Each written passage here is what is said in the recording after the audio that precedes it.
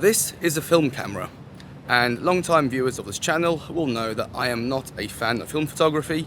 It's just not my cup of tea. However, now and again I need to push the boat out, and today I had an opportunity to use an actual film camera.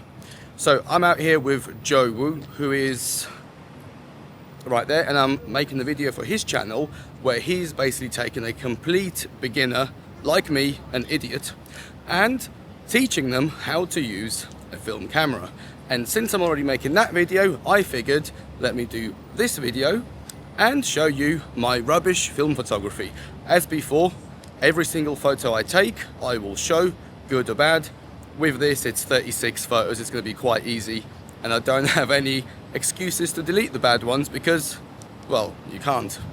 Anyway, we're starting here in Ginza, and probably going to stay here actually because it's very cloudy, and on a cloudy day like this, being somewhere like in Ginza will give you a lot of contrast, which you wouldn't get in a more kind of open or messy area, so to speak. Anyway, enough waffling. Let's go take some film photos, I guess.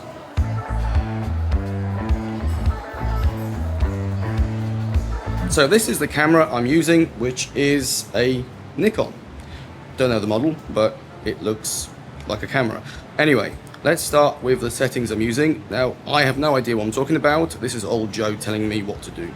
We'll start with the ISO, which is 400, and this is the right amount on an overcast day like this.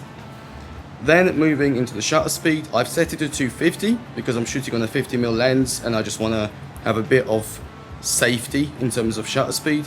And then the aperture at the moment is at 2.8 for the simple reason that in this particular environment it's giving me the correct exposure, or a little bit over.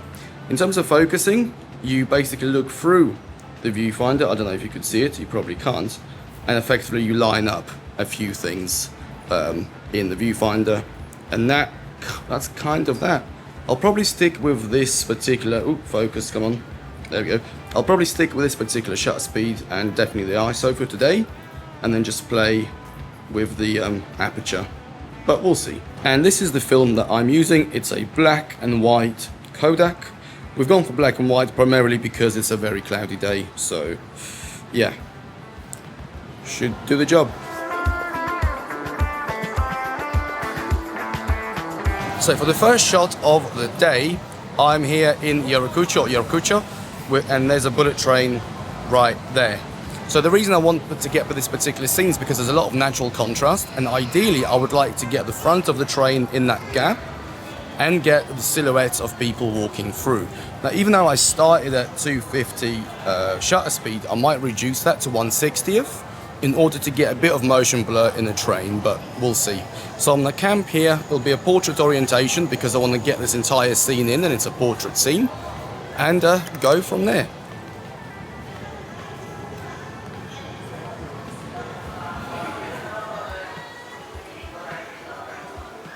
The second photo is right here. You've got wonderful light coming in, beautiful contrast, strong leading lines, and just an overall clean space on a cloudy day. I love shooting these types of scenes. I'm not quite sure if I'll go for landscape or portrait orientation just yet. We'll see. But I'm gonna just chill here and see what happens. As for settings, I'm shooting at 1/250 shutter speed, again ISO 400 and f4. That works out about right and gives me a slightly overexposed shot, which is what I want.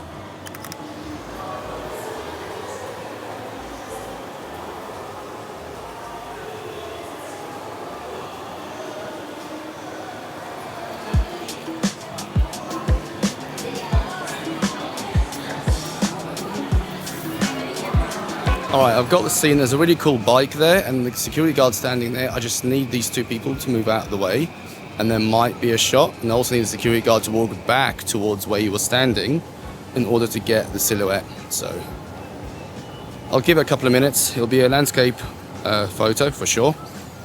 And let's see. Settings wise, I'm back at 1/250 and I am on f5.6.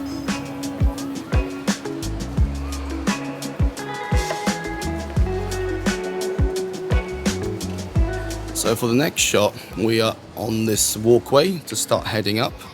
And I mean, it'll be like this kind of composition. Obviously you can't see because there's no screen, but effectively you have a strong leading line on this path, and then you've got the geometrical aspects or elements of the building. So at 50 mil, I would like to have a subject a bit further down.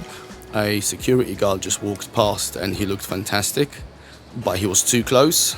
So the photo would have been more about him and not about the environment. And for me, the photo is more about the environment and not the subject. So I'm gonna wait a bit more. If I don't get anyone, I'll just take a photo of the actual scene, because in my opinion, it's pretty cool as it is.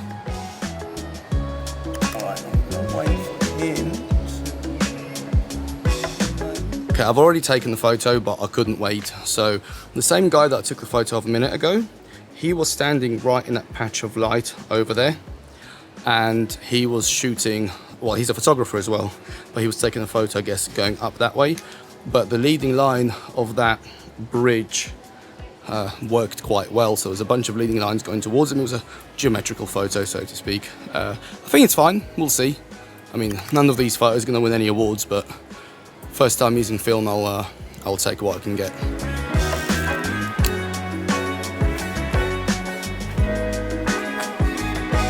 Now, I don't know if you can see this because this is such a wide angle lens, but you see there is a patch of light right in the middle. It's just a walkway, but the light is hitting it so well, and it's creating amazing silhouettes walking through that patch. Now on the 50 mil, this scene is a bit more compressed, and in portrait orientation, it actually works really well.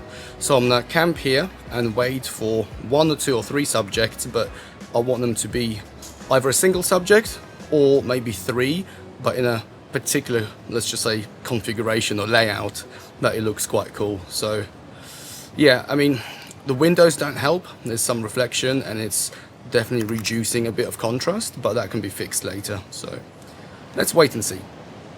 Now time for a little abstract scene. So if you look down, there is a walkway, and I'm just taking, again, you can't see the screen, so basically I'm taking a shot of someone walking down there and maybe trying to line it up with something else. It's quite difficult because my feet are in the reflection, and it's not the most pleasant of reflections, I must say. But I've got one shot, but I am gonna hold out and see if I can get something else. So I'm gonna go for another photo, but this time I'll put the lens up to this to just add a bit of texture and just a bit of an abstract element to the lower part of the frame, and basically just kind of shoot something like this. It'll make sense when you see the photo.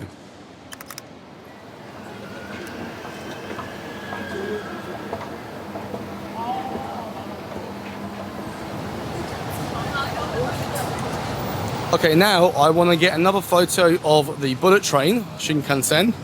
It's going to come from there, and at this angle, if I use a slow enough shutter speed, I can get the motion blur of the train and the people as well. So the train in theory should be in focus because I will pan with the train, but then everything else should have a degree of motion blur. So quick update, to be honest with you, it's actually going all right. My biggest issue was forgetting to reload the film for the next shot, so I've missed a few opportunities, but now that I've got into the habit of just loading it after I take a shot, that's not really a problem. The other issue for me is just not having the screen. I'm so used to composing with the screen, that just makes life for me a lot easier, excuse the train. But apart from that, it's not really a big deal. I think not having the instant gratification of seeing the shot is something that I don't like, because I like to know that I've got it. But overall, the experience is fine. I can't say it's good or bad, it's neutral.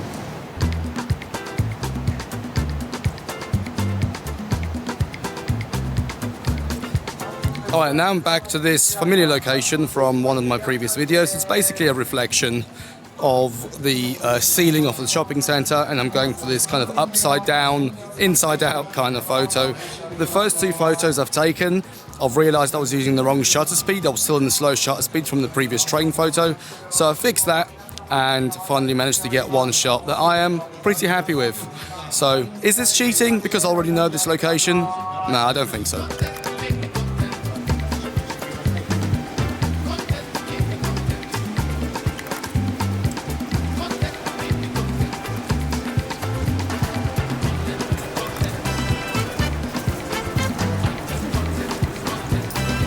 So here I'm going for an abstract reflection shot. I've got the crosswalk here, which is reflecting in this window. Nice bit of concrete, and it's, I mean, again, you can't see it, but it's kind of like this. You'll see it now.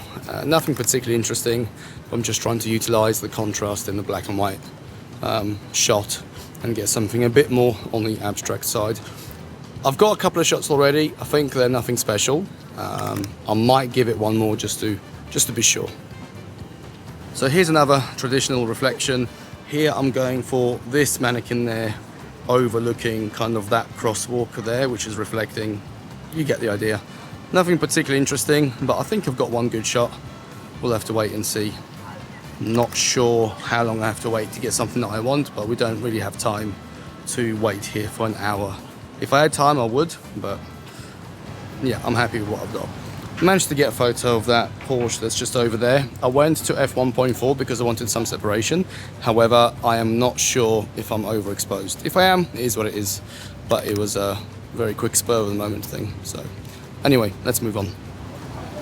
It's a pretty standard filler scene, just a nice little bike. That thing there is moving in the wind. It's not going to win any awards, but yeah, gets me to the end of the roll quicker. Oh, is someone going to walk out? Oh, never mind.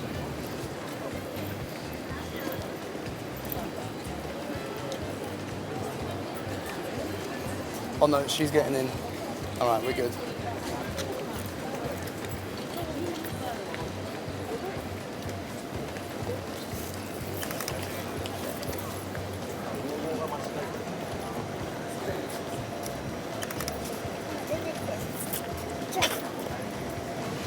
I did manage to film that last bit.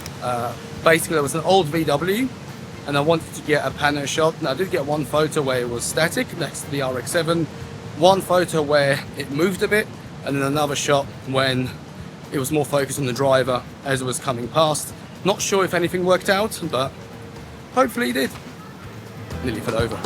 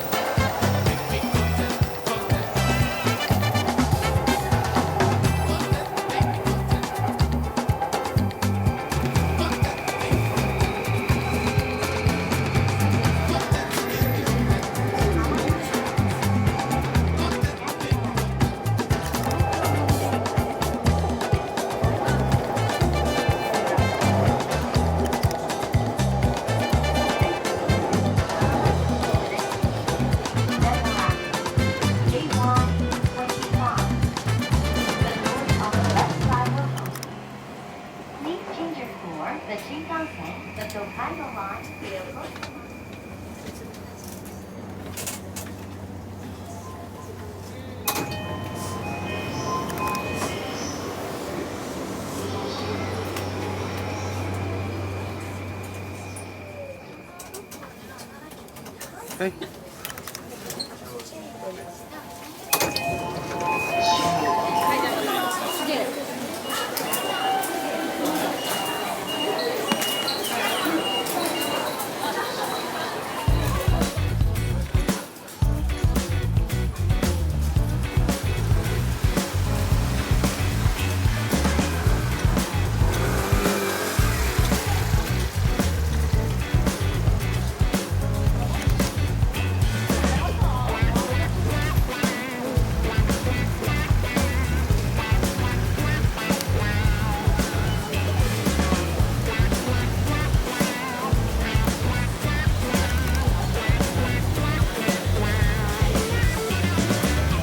I want to say a huge thank you to Joe, the main man right here. It's his camera, his film. his money. Lulu's camera. Yeah. Just quickly tell everyone, who you are, where people can find you, what you do. I'm Joe. I'm a photographer based in Taipei, and you can find me on Instagram at joewoo.photo with an F, F-O-T-O. There you go. If you're finding this video useful and wish to support the channel, then one of the best ways to do so is to check out my little photography book. This book consists of everything I know about photography and everything I've learned over the last decade put into a concise and easy to understand format. Think of this as a photography course without the cost. It covers psychology, mistakes, lessons learned, lighting, composition, color, editing, workflow, and so much more. For more information, see the links in the description, and thank you for your support. So hello from the future, from Hong Kong specifically. I've now had the scans back, I've reviewed them, and I just want to wrap up the video by sharing my overall thoughts and trying to answer any questions that I think you might ask about film photography, first time doing it. So let's start with the big one. Was it enjoyable? It was fine. It's definitely not something that I could personally get into. I think digital photography overall is more enjoyable because I like to see what photo I've taken, and I think with film photography there is like a degree of gambling almost, that you're hoping you got the shot. And having spoken to a few film photographers, they actually quite like the aspect of almost being surprised when they get the scans back. Not all the time, but sometimes. I personally don't want to be surprised because I want to know if I've got something or not. And I enjoy that instant gratification of seeing the shots I've taken. In terms of the slowing down aspect, well, the things that slowed me down the most were the manual focusing and manual exposure, which you can do with a digital camera. If you address those things with an autofocus system and aperture priority on a film camera, which I believe you can, then it wasn't particularly any slower. Of course, you don't want to waste money by wasting film, so you are more specific and more, let's say, selective with what you take, rather than just taking a bunch of shots and hoping something in there works out. Of course, if you're on a tight budget, you'll be a lot more delicate and deliberate. If budget is not an issue, then you can just keep shooting through that film because, well, there's nothing kind of stopping you from being more careful, I guess. Can it impact my photography if I dedicate a month or two to film? No, I'll probably enjoy the process less. I love using digital cameras, and by trying film, I've kind of cemented that. Yeah. In terms of the files themselves, now this is obviously black and white, so I can't comment on color. Perhaps I'll do another one of these by using a color film in the future. I did edit the files a little bit in Lightroom, but again, at least with the black and white stuff, I can easily get my raw files from the Sony or from a Fuji or whatever to look like that, so there wasn't anything in particular. I was surprised with how much dynamic range and how much you can actually edit those TIFF files that I got back. But yeah, I can't say looking at those files, I was like, oh my god, this looks so much better than digital. It just looked like one of my presets on a digital photo, which again, many people will probably disagree with and they'll say I don't know what I'm talking about, and you're right, I've only used film once, but this is just initial impressions. What else can I tell you about film photography that I've learned? I think the whole process is just a bit more cumbersome than digital, but I know that's what people like. And that's it. I don't think I was ever going to walk away from this, like, having an epiphany that I must now convert to film and be a film photographer. I kind of knew what to expect. Will I try it again? Maybe with color, yeah, one day, but otherwise, not really. Oh, one more thing, sorry. The SLR style camera that I had, the Nikon, if someone put a gun to my head and they said you have to shoot film, I will use that SLR style camera instead of a Leica type camera, a rangefinder, simply because I found it much easier to focus and compose with that system. Whereas with a rangefinder style, again, you're leaving even more up to chance. So anyway, I am very much waffling, I'm aware. So hopefully that summarized it. If you have even more questions, please write them down below. And thank you for watching the video. please make sure to check out Joe's Instagram. I've linked it down below. And also, Joe has made his version of that day video. He's recently started his YouTube channel, so please go and support and see just a different angle on that particular day and some things that I've not shared in this video as well. Right, time to go and finish editing this video, so hopefully it'll be live soon. Well, of course it's live, you're watching it, so anyway, see ya, bye bye.